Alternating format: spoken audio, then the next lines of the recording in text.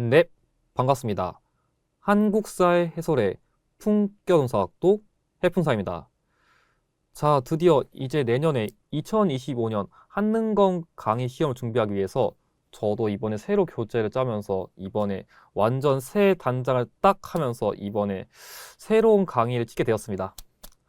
자, 그래서 뭐 저를 아시는 분들은 아실 수도 있고 아니면 이 영상을 통해 가지고 저를 처음 보시는 분들이 있을 것 같아 가지고 뭐 저에 대한 소개를 한번 간단하게 해보면은 저는 2021년부터 이 유튜브를 통해 가지고 지금까지 많은 수험생분들과 한능검을 통해서 준비해 왔었고 소통도 해봤고 그리고 어 시험을 본 건 한 7년 정도 된 것 같아요. 그래서 한 7년 동안 저도 거의 매년 동안 시험을 꾸준히 보면서 여러분들에게 한능검 시험을 어떻게 조금 더 쉽고 재밌고 그리고 완벽하게 공략할 수 있을지 많은 연구를 해봤거든요. 그래서 그걸 통해 가지고 이번에 완전 교재도 새로 쫙 단장해 가지고 여러분들에게 기존과는 다른 좀 새로운 강의를 좀 전달해 드리려고 이렇게 딱 준비를 해봤습니다. 그래가지고 지금 보시면 뭐 예전부터 저를 보신 분들은 이 화면은 뭐지? 되게 낯설 수 있는데 이런 식으로 한번 또 새로운 판서까지 제가 준비해가지고 여러분들에게 조금 더 깔끔하고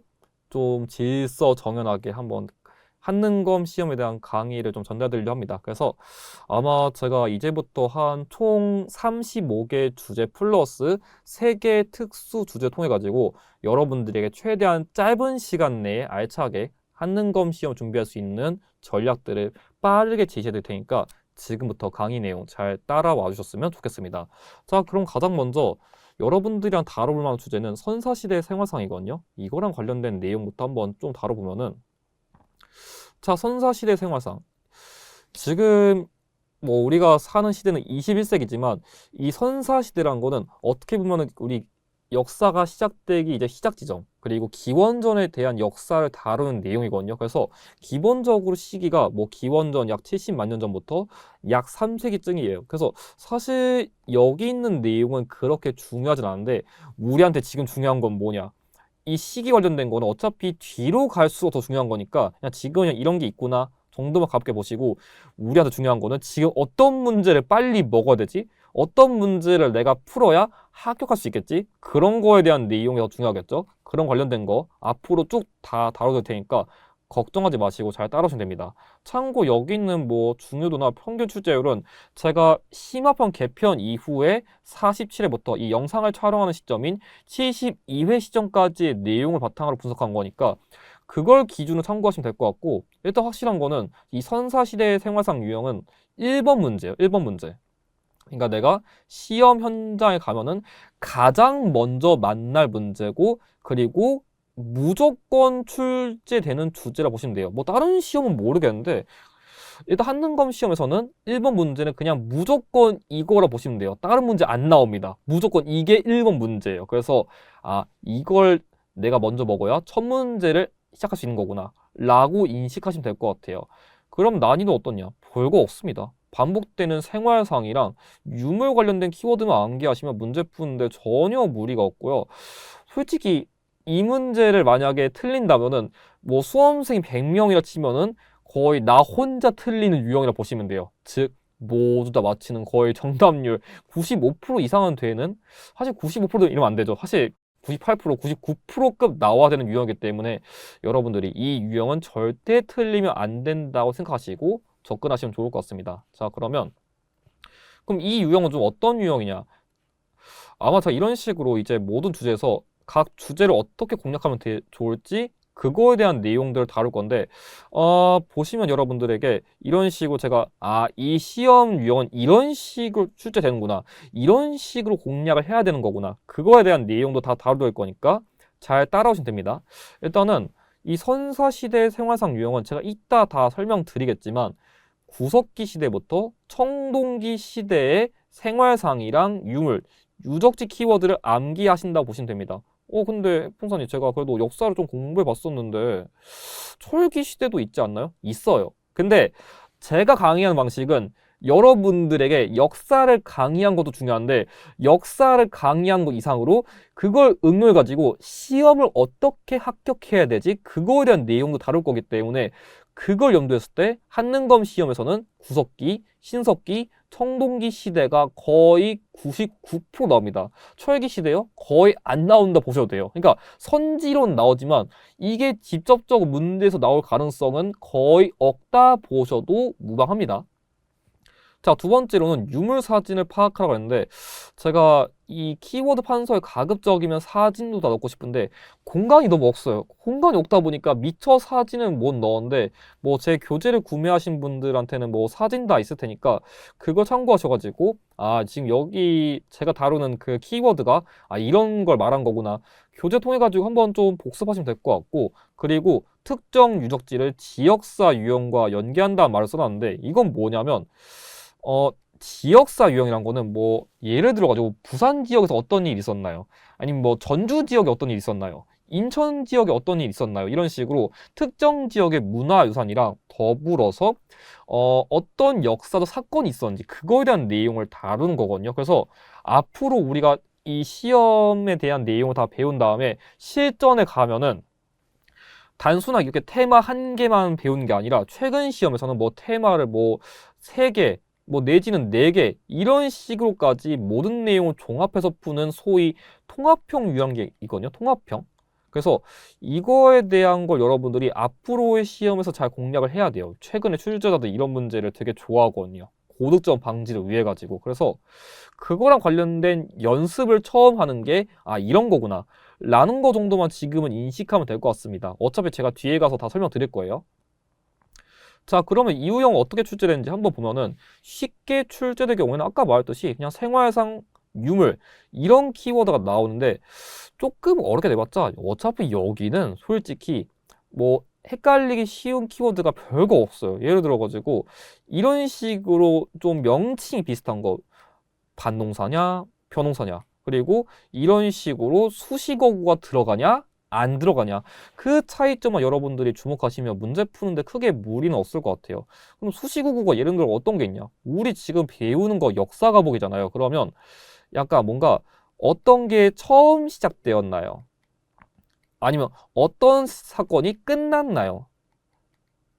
아니면 특히 역사 과목에서 가장 좋아하는 단어가 뭐냐면 최초예요. 최초. 여러분들 이 키워드를 가장 먼저 외우셔야 되는데 뭔가 최초다 아니면 가장 오래되었다 이런 키워드 나오면 출제자가 겁나 환장해요. 이런 키워드는 어떻게든 그 문제 키워드인 간에 정답 키워드인 간 내려고 진짜 마구마구 꺼내오거든요. 그래서 이런 걸 여러분들이 평소에 습관을 잘 들여둬야 문제 풀 때 그리고 개념 공부할 때 절대 안 헷갈리니까 이런 부분은 제가 다 지적해 드릴 거예요. 그래서 그거 잘 참고하셔가지고 제가 강의한 내용 앞으로 잘 따라오시면 될 것 같습니다. 자, OT가 좀 길었는데 그럼 본격적으로 이제 한번 1강 주제 내용 시작해 보도록 하겠습니다. 자, 일단 첫 번째. 자, 여기서 시작해야겠네요. 자, 보시면 일단 구석기 시대부터 시작할게요. 자, 구석기 시대. 이제 우리가 역사라는 과목을 처음 배우기 시작한 단계예요. 그래서 약간 여러분들에게 역사라는 과목이 뭐 익숙할 수도 있는데 최대한 낯설다는 걸 전제로 한번 좀 설명해 보면은 저는 좀 그런 느낌이 있어요. 어떤 거냐면 이 시작을 내가 게임을 처음 시작한다고 좀 비유해 보면 좋을 것 같아요. 뭐 예를 들어서 제가 뭐 게임을 요즘 잘 하진 않는데 마인크래프트라고 조금 한번 비유를 해보면은 우리가 뭐 마인크래프트 제가 잘 해보진 않았었지만 그 마인크래프트를 하는 거 보니까 막 농사도 짓고 막 엔더 드래곤도 잡고 막 건물도 짓고 별짓 다 하는데 일단 뭐든 간에 내가 뭐 레벨 1 조금 더 쉽게 비유해보면 뭐 조금 더 대중적으로 많이 본 메이플 스토리 라고 시작해보면은 우리가 뭐 장비가 있겠어요? 돈이 있겠어요? 그냥 어떤 무대에 딱 던져졌는데 아무것도 없잖아요. 그러면 당연히 난 지금 왜 태어났지? 난 지금 어떻게 살아가야 됐지? 일단 할 수 있는 게 없으니까 주변에 있는 것부터 일단 확인해보고 막 뭐 주워보고 먹어보고 해야 될 거 아니에요. 그러니까 아무것도 준비된 게 없으니까 일단은 그냥 주변에 있는 돌 같은 거 일단 캐는 거예요. 그래서 이 주변에 있는 돌 같은 걸 캐가지고 막 부셔요. 부셔가지고 이 도구를 가지고 일단 살아보자로 시작하는 건데 그거랑 관련된 게 뗀석기예요. 그러니까 이 돌을 떼서 만든 도구 막 그냥 막 부딪혀가지고 그거 가지고 뭐 생활 같은 걸 시작한다 라는 느낌을 이해하시면 될 것 같아요. 그래서 그거 관련된 게 주먹도끼, 집게, 승배 찌르개 이런 게 있습니다. 특히 이 뗀석기 관련된 키워드로는 주먹도끼가 제일 잘 나와요. 그래서 보통 문제에서 뭐 주먹도끼, 집게 등의 뗀석기를 활용했다. 이런 말 나오면 구석기 시대라고 이해하시면 될 것 같아요. 그래서 사실 구석기 시대는 문제 키워드로 거의 얘가 나온다고 보셔도 무방할 것 같습니다. 물론 다른 것도 나오는데 거의 얘 갖다 문제 푸는데 전혀 무리 없어요. 그리고 이 시기에 당연히 뭐 지금처럼 뭐 호텔이 있겠어요, 뭐 오피스텔이 있겠어요, 빌라가 있겠어요. 무시 아무것도 없다 했죠. 그러면 당연히 지금처럼 주거지가 없을 거 아니에요. 그럼 뭐 어떻게 하겠어요? 일단 당연히 주거지가 없으니까 근처에 뭐 동굴이라던가 아니면 그냥 대충 집 지어가지고 어떻게든 살아야겠죠. 뭐 막 비 맞고 뭐 눈 맞고 추워가지고 막 진짜 갑자기 게임 시작하자마자 막 죽을 수 없잖아요. 그러니까 일단 근처에 어디서라도 살아야겠죠. 그래서 보통 구석기 시대는 이런 식으로 뗀석기 키워드랑 동굴 및 막집에서 거주했다는 게 정답 키워드가 나와요. 그래서 약간 좀 제가 과장하면은 지금 구석기 시대는 이 두 개 외웠으면 다른 거 공부 안 하셔도 될 정도예요. 거의 여기 선에서 다 끝납니다. 그래서 일단 이 시기에는 진짜 아무것도 없으니까 일단 막 살아보자. 그 막 살아보는 게 구석기 시대다. 약간 이런 느낌으로 이해하시면 될 것 같아요. 그 외에는 뭐 일단 먹을 거 구해야 되니까 뭐 주변에 뭐 멧돼지도 잡아먹고 뭐 사슴도 잡아먹고 이런 식으로 사냥도 하고 아니면 물고기도 잡아먹고 그리고 근처에 뭐 식물 아니면 뭐 과일 같은 것도 채집하고 그리고 아무리 이 시기에는 막 특별한 주거지가 없다 보니까 계속 이동 생활해요. 왜냐면 근처에 뭐 과일 다 따먹었어. 이제 먹을 게 없네? 이동해야지. 이제 근처에 동물이 없네? 이동해야지.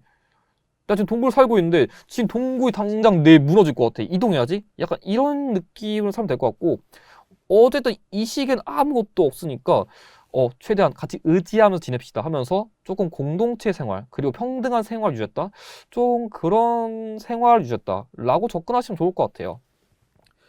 자, 유적지 키워드로는 솔직히 유적지는 여러분들이 뭐 공무원 한국사를 준비할 게 아닌 이상은 솔직히 저는 굳이 암기를 권장하진 않아요. 왜냐면 어차피 선사시대 생활상 유형은 도구, 뭐 생활상 주거지 이것만 잘 외워도 문제 푸는데 전혀 무리가 없지만 그래도 조금 더 공부하고 싶으신 분들은 이런 거 참고하시면 됩니다. 뭐 대표적으로 경기도에 위치한 연천 전곡리 유적이라던가 아니면 공주석장리 특히 이런 식으로 제가 앞으로 지역사 유형 연계될 수 있는 키워드는 이렇게 다 표시를 해둘 거니까 그걸 참고하시면 될 것 같아요. 자, 다음 신석기 시대. 이젠 좀 생활도 익숙해지고 조금 내가 레벨이 올랐어요. 그러면 이제부터 조금 지능이 상승했을 거 아니에요. 그러니까 기존에 달리 도구를 조금 더 정교하게 만들고 싶은 게 생겨요. 그냥 돌덩이 들고 나서 그냥 무지성 싸우는 게 아니라 막 나무에다가 막 이렇게 돌도 달고 이런 식으로 새로운 도구를 만들고 싶은 거거든요. 그래서 그러니까 도구를 떼는 게 아니라 이제 좀 갈아가지고 조금 더 정교하게 만드는 간석기를 만들기 시작했어요. 그래서 뭐 대표적으로 뭐 돌괭이, 돌삽, 돌보습 이런 식으로 새로운 도구를 만들었다 보시면 돼요. 자, 그리고 이런 식으로 새로운 도구들을 이제 점차점차 많이 사용하는데 일단은 가락바퀴랑 뼈바늘이란 도구를 활용했어요. 자, 이건 뭐냐면 쉽게 말하면은 의류를 제작하기 위한 도구예요. 의류.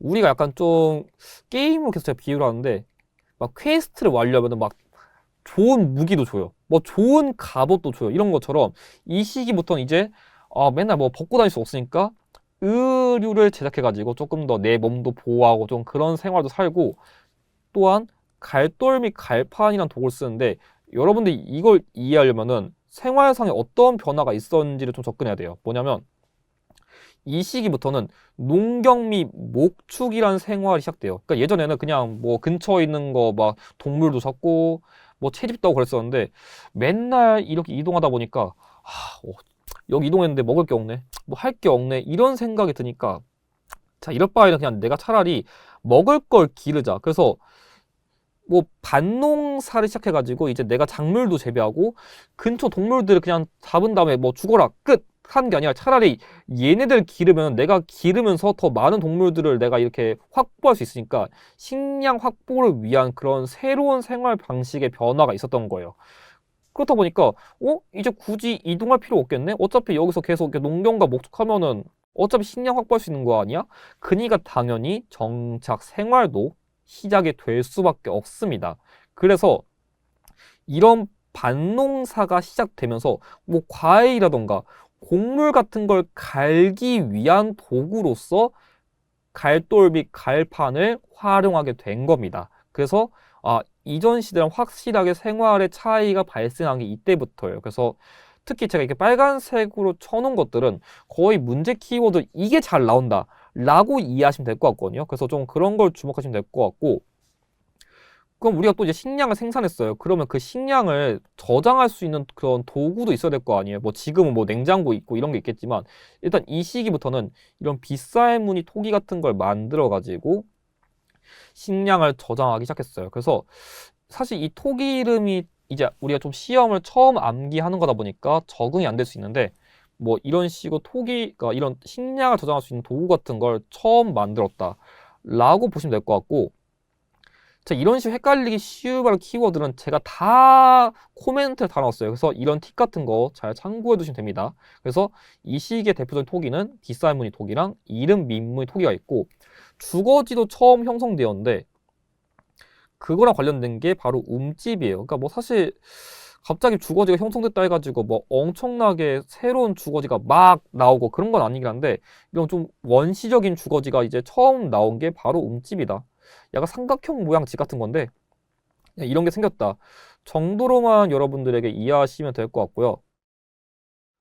그 다음은 원신앙 이런 것도 생겼는데, 뭐냐면 애니미즘 같은 경우에 뭐 자연물의 정령 같은 게 있다 믿는 거고, 토테미즘의 경우에 뭐 특정 동물이나 식물 같은 걸 숭배하는 거예요.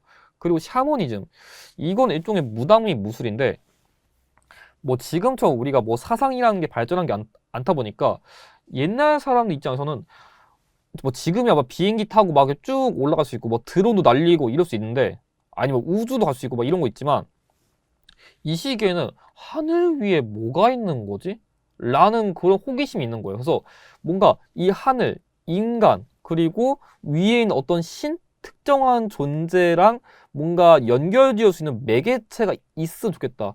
저는 왜 태어난 거죠? 저는 앞으로 어떻게 살아가야 되죠? 이런 거에 대한 호기심이라던가 궁금함이 있을 수 있는데, 그거의 중간 매개체 역할을 해주는 뭔가 무당 같은 게 처음 등장했다? 그러니까 사실 이 시기의 사상 같은 경우에는 뭔가 그렇게까지 정교한 건 아니지만, 이런 식으로 뭔가 원시적인 신앙 같은 게 처음 등장했다. 일단 주변에 보이는 거에서 뭔가 이런 신기한 게 있지 않을까. 뭐 주변에서 뭔가 이런 거를 조금 더 우대해야 되지 않을까. 그냥 사상 같은 거 나왔다 정도로만 이해하시면 될 것 같아요. 사실 근데 원신앙은 그렇게까지 잘 나오진 않으니까 그냥 참고만 해두시고, 뭐 유적지 키워드로 뭐 서울 암사동, 부산 동삼동, 제주 옥산리, 그냥 이런 게 있다. 그냥 가볍게 보시면 될 것 같습니다.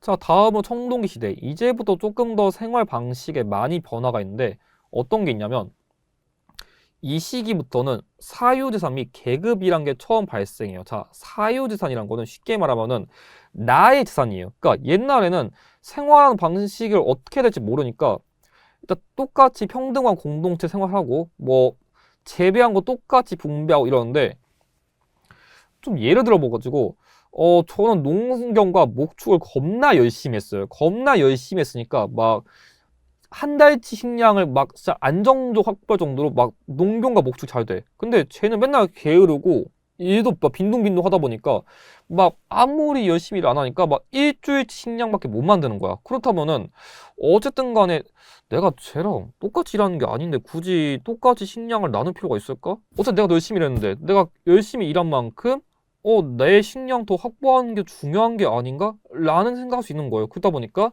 내가 만든 건 내가 조금 더 가지고 싶어 라는 욕심이 있을 수 있고, 아무리 사람들 관계에서 이런 식으로 내가 조금 더 뭔가 많이 가지고 있다 보니까 나는 쟤보다 어쨌든 간에 오래 살아갈 수 있어. 내가 더 우월해. 내가 쟤보다 지능이 더 뛰어나. 약간 이런 고민 같은 거 하다 보니까 사람들 사이에서도 상하 관계가 나뉘는 거예요. 그래서 이런 사유재산과 계급이 발생하다 보니까 이제 뭔가 사람들 사이에서도 뭔가 지배층이라던가 피지배층이라던가 이런 개념이 처음 등장하기 시작하는 거예요. 그래가지고 특히 이 사람들 사이에서도 정말 우대받는 지배층의 경우에는 고인돌이라는 무덤을 축조해가지고 그 사람을 뭔가 좀 죽어서까지 우대해주는 그런 게 있는데, 이 고인돌이라는 게 진짜 거의 대형 무덤이거든요. 뭐 지금처럼 뭐 포크레인이 있겠어요? 뭐 이걸 옮길 수 있는 도구가 있겠어요? 그런 거 아무것도 없어요. 그러니까 이걸 어떻게 움직이겠어요? 사람들 막 불러가지고 인력 엄청 동원해가지고 뭐 수십 명, 뭐 넓게 뭐 수백 명? 뭐 수백 명까지 안 갈 것 같긴 한데 최소 수십 명은 동원해가지고 이렇게 돌 옮기는 거예요. 그만큼 뭔가 이 사유재산이나 계급이 발생했다는 그런 생활 방식이 처음 나왔다. 청동기 시대로 주목하면 될 것 같아요. 그리고 이 시대 이름 그대로처럼 이 시기부터는 이제 본격적인 그런 청동 도구가 나오는데 이런 식으로 청동 무기도 만들고 청동 도구도 만들었습니다. 이런 차이점 주목할 수 있고 아무래도 계급이 발생하다 보니까 이제부터 본격적으로 불평등한 생활이 시작되면서 남의 것도 뺏고 막 싸우고 이런 것들이 처음 등장한다 할 수 있고 이 시기의 대표적인 토기로는 미송리시 토기랑 민무니 토기가 있는데 제가 아까 강조했듯이 어떤 차이점을 좀 주목할 수 있냐면 이런 식으로 이름 민무니 토기는 신석기 시대, 그냥 민무니 토기는 청동기 시대. 그래서 좀 이런 식으로 수식어고 여러분들이 좀 더 주목하시면 될 것 같고 그 외에도 주거지 키워드로 남이 내 주거지 침략하면 어떡하지? 막 내 식량 겁나 모아놨는데 막 뺏어가면 어떡하지? 이런 두려움이 있을 수 있으니까 그거에 대한 방어를 위해서 막 도랑 같은 거 파가지고 막 아니면 내 집 근처에 막 나무 같은 거 쌓아가지고 방어 시설 같은 걸 처음 형성하기 시작하고 아무래도 좀 내 주거지를 침범받고 싶지 않아. 그러니까 근처에 물이 있다든지 산이 있다든지 조금 더 높은 지역에 가가지고 내 주거지를 쉽게 침입하지 못하게 하는 곳에다가 주거지를 조금 더 만든다는 특징 같은 게 있다고 보시면 될 것 같아요. 그래서 이때부터는 조금 더 이제 차별된 생활 시작이 발생한 게 이 시기다 라고 주목하시면 될 것 같습니다. 청동기 시대 대표적 유적지로는 부여 송국리 유적지가 있고요. 근데 솔직히 청동기 시대는 이 부여 송국리 유적지 외에는 거의 안 나온다 보셔도 무방할 것 같습니다. 나머지는 잘 안 나오는 키워드라 정 외우고 싶으면 이 유적지만 외우셔도 괜찮을 것 같고요. 자, 마지막으로는 철기 시대 한번 다뤄보면은 철기 시대는 솔직히 크게 뭐 다룰 만한 내용은 별로 없을 것 같아요. 아무래도 시험에 그렇게까지 잘 나오는 건 아니고 오답 선지로 잘 나오기 때문에 별로 다룰 내용 없는데 뭐 이 시기에는 좀 새로운 무기로서 새형동 걸 만들었고 특히 철제 농기구랑 무기를 만들었다는 걸 주목하시면 될 것 같아요. 그래서 이 청동이라는 무기도 단단하게 단단하겠지만 솔직히 철에 비하면 좀 물러가지고 이거 갖다가 농사를 못 지어요. 그러니까 이때까지만 하더라도 그러니까 농사를 막 돌로 만든 도구를 썼었는데 이 철이란 완전 단단한 도구가 나오니까 이 철로 농기구도 만들고 무기도 만들다 보니까 이제 조금 더 발전된 방식으로 생활, 정복 활동 이런 것들을 이뤘다 할 수 있겠어요. 그래서 뭔가 소위 우리가 배우는 전쟁 같은 게 이제 본격적으로 시작되는 시점이 이제 이런 철제 농기구랑 무기 같은 게 나오면서 시작되었다라고 할 수 있겠고 이 거푸집이란 키워드가 한능검에서는 가끔씩 청동기 시대 키워드 나온 적이 있어요. 왜냐하면 이게 청동기 시대 후기부터 초기 철기 시대까지 걸치거든요. 그럼 해풍사님 만약에 거푸집이 문제 키워드 나오면 이 두 개 다 겹치는데 어떻게 구별할까요? 라고 할 수 있는데 여러분 이건 좀 습관을 잘 들여둬야 돼요. 뭐냐면 이런 식으로 겹치는 키워드가 나오면 시기를 명확하게 구별할 수 있는 결정적인 키워드가 무조건 나와야 되거든요. 뭐 예를 들어서 청동기 시대 낸다 치면은 민무이톡이든지 고인도이든지 이런 식으로 명확하게 뭔가 시기를 구별할 수 있는 키워드를 한두 개는 더 주니까 좀 그런 점을 주목하시면 될 것 같고 뭐 여기 시대 특징으로는 뭐 명도전이라든가 반량전, 오수전 등 중국의 화폐가 좀 국내에 전래됐다? 그냥 그런 차이점만 여러분들이 주목하시면 될 것 같아요. 근데 그럼 우리나라에서 화폐를 언제 만들었어요? 라는 좀 질문이 들어올 수 있는데 그건 나중에 고려 시대쯤은 가야 설명될 수 있기 때문에 그 이전까지 어쨌든 간에 중국의 화폐가 국내에 전래되었다? 그냥 그런 차이점들만 여러분들이 주목하시면 될 것 같습니다. 자, 그럼 이것으로 1강 주제 선사시대 생활상 내용 마쳤습니다. 사실 1번 주제다 보니까 여러분들에게 아직 설명할 게 많이 없기도 하고 좀 전달드릴 만한 내용도 크게 없긴 한데 이제 앞으로의 강의에선 조금 더 전략도 많이 다룰 거고 저도 설명할 게 진짜 많을 거예요. 그래서 앞으로 좀 주제 잘 따르면서 제가 선사시대부터 현대까지 최대한 짧은 강의 내에 여러분들에게 압축적으로 설명을 드릴 수 있도록 노력해 볼 테니까 저랑 같이 마지막 주제까지 힘차게 강의 잘 따라가면서 합격할 수 있도록 여러분들에게 최대한 좋은 내용 많이 전달될 수 있도록 저도 준비를 많이 해보겠습니다. 그럼 다음 2강 국가 형성 주제에서 여러분들에게 또 새로운 강의 주제로 만날 수 있도록 준비해 오겠습니다. 영상의 내용이 도움이 되셨다면 좋아요와 구독을 부탁드립니다. 감사합니다.